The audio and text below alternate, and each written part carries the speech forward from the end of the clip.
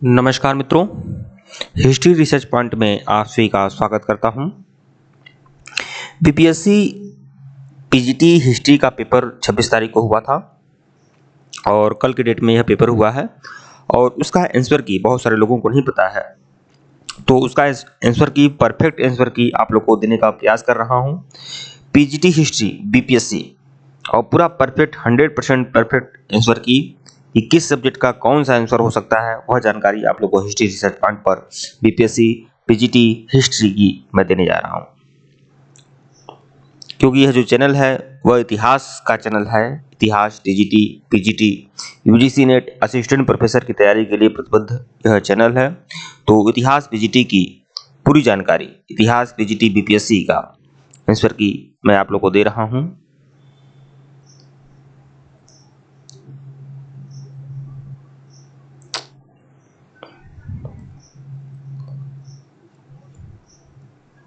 इतिहास PGT history, जिसमें 40 question जो रहेगा आपका, ये आपका जनरल हिस्ट्री का है और 80 क्वेश्चन जो रहेंगे वो आपके अपने सब्जेक्ट के हैं।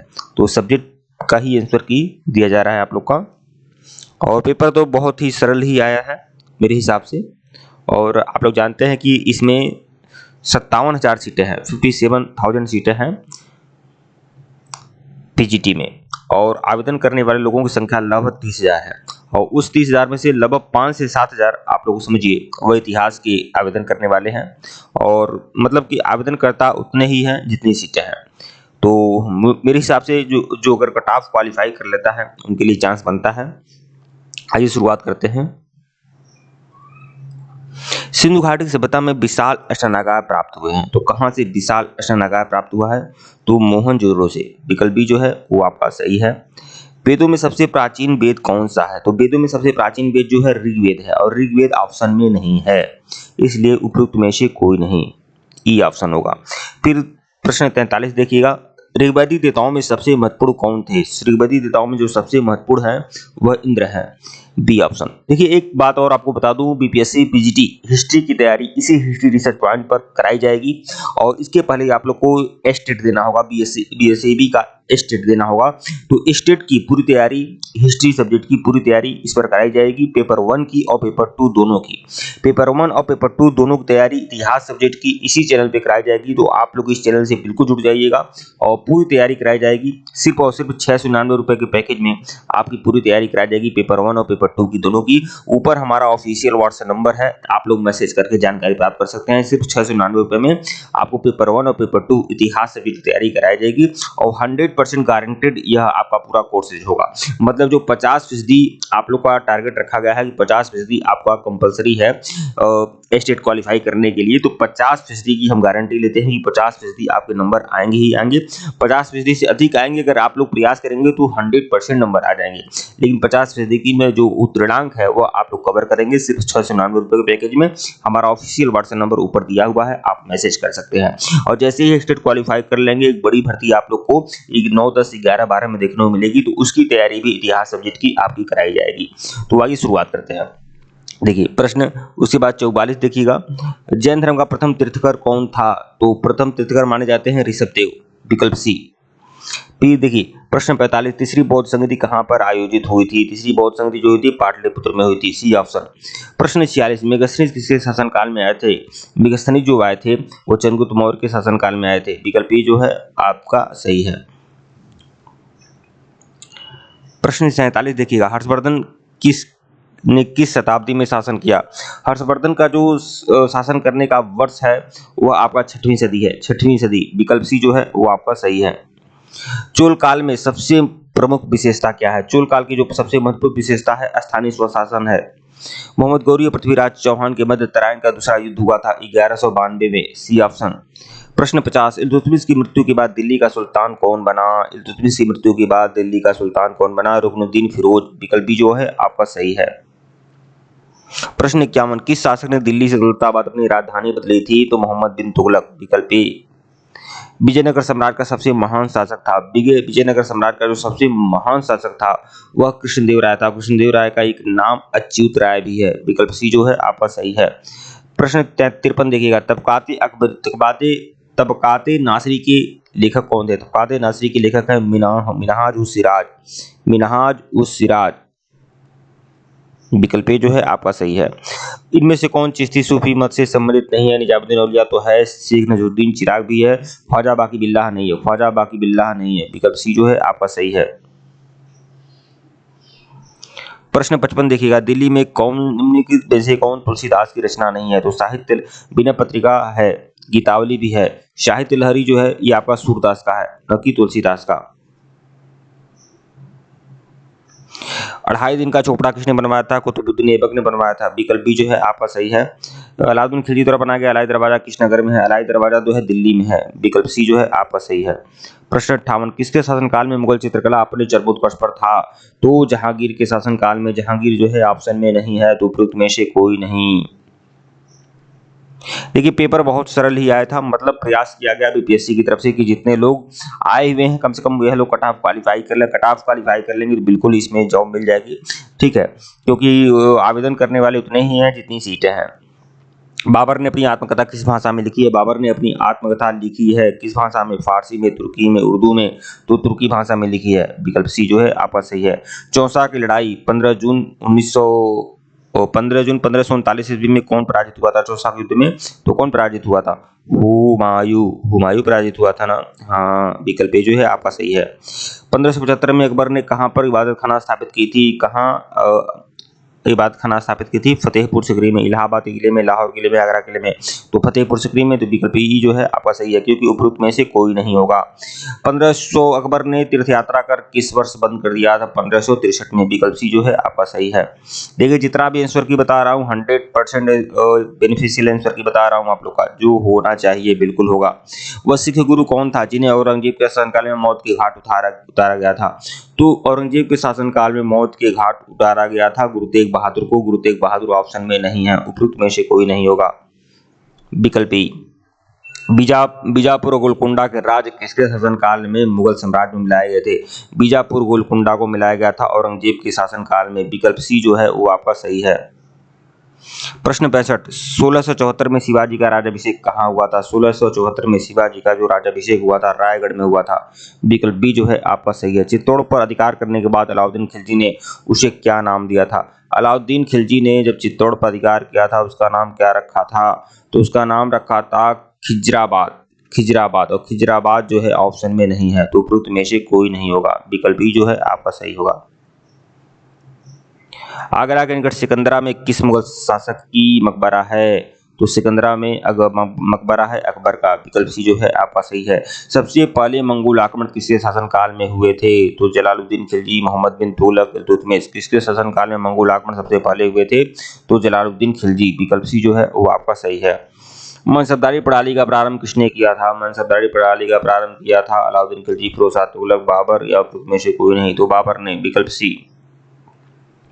व्यक्तिगत के सिद्धांत के आधार पर किस राज्य को सबसे पहले विलय किया गया था? तो अवध को विलय किया गया था, लेकिन अवध इसमें ऑप्शन में नहीं है, तो देखना है सबसे पहले किसे विलय किया गया था।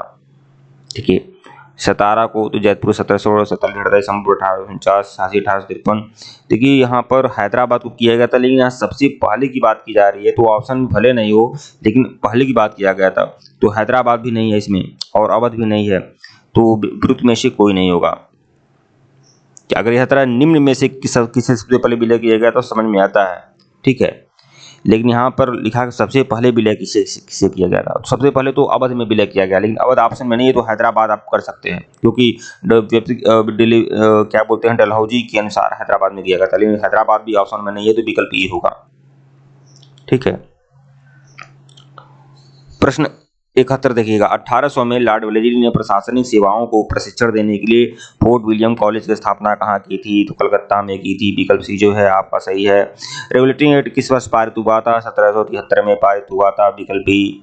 सालबाई की संधि किस युद्ध की समाप्ति के बाद हुई थी? सालबाई की संधि हुई थी आपका प्रथम आंग्ल मराठा युद्ध के बाद 1782 में।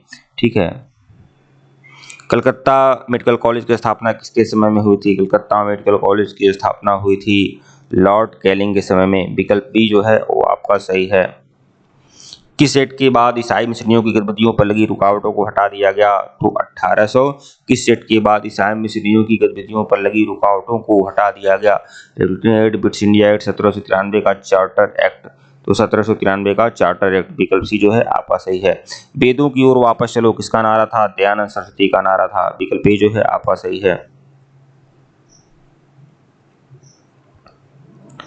अगले प्रश्न देखेंगे। सत्यशोधक समाज की स्थापना किसने की? ज्योतिबा राव फूले ने की, विकल्प ए जो है आपका सही है। इलबर्ट बिल विवाद किस समय वायसराय कौन था? तो लॉर्ड रिपन थे, विकल्प ए।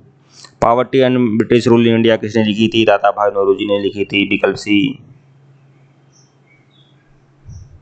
1909 में करजनवाली किसके हाथों में मारा गया? करजनवाली की हत्या किसने की थी? मदन लाल ढींगरा ने, विकल्प जी जो है आपका सही है, बी।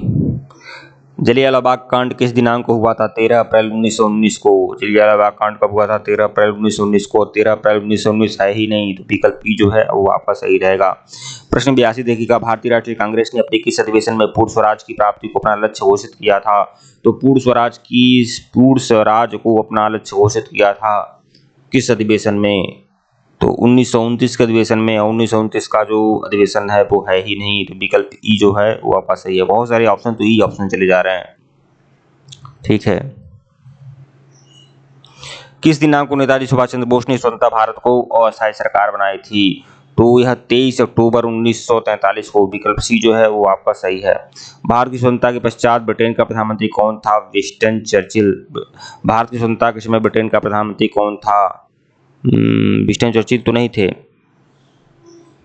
ये आपका नेविल चैम्बरलेन थे, नेविल चैम्बरलेन, विकल्प सी जो है आपका सही है। नो नो नो, ये क्लीमेंट एटली, क्लीमेंट एटली, विकल्प बी जो है आपका सही है। क्लीमेंट एटली ये थे, बिल्कुल।